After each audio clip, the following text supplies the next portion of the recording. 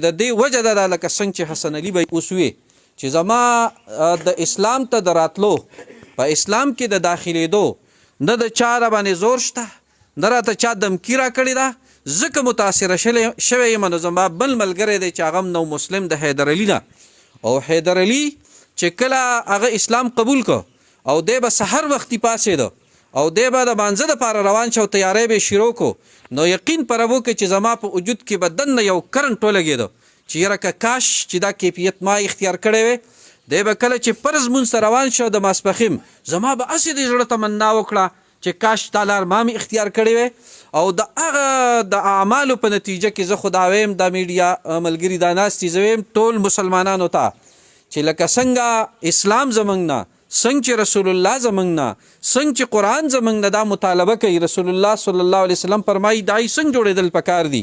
دای دې ته جوړېدل پکار دي د تقریر نه لکه څنګه چې علامه اقبال رحمت الله علیه ویلیو چې دا به اصل د ګفتار نه دی د کردار نه به انسان جوړیږي چې یو سړی یو ځای ته حاضر شي او په هغې کې خلکو ته دې دعوت ورکوي کونو مثلي زموږ په شانتې جوړ شي نو دی د هغې نه متاثره شو او د هغه تاثر په بنیاد باندې نن تاسو ګورئ چې د دوی په خوشحالۍ کې زمونږ دا د حفظ شعبه دا د کتابونو شعبه کې دورت پنون روانه ده او دا اوس چې علما راووتل 56 علما کرام چې دا به آینده د خیر سره کال له فارغېږي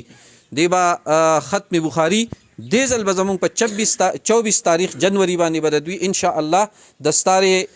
فضیلتي او ختم مشکات به دي ته کوو هلته بناتو چې د بناتو جینکو زمونږ سره 42 د ماشومان 46 ماشومان جینکۍ هغه به فارغېږي چې به زمونږ سره د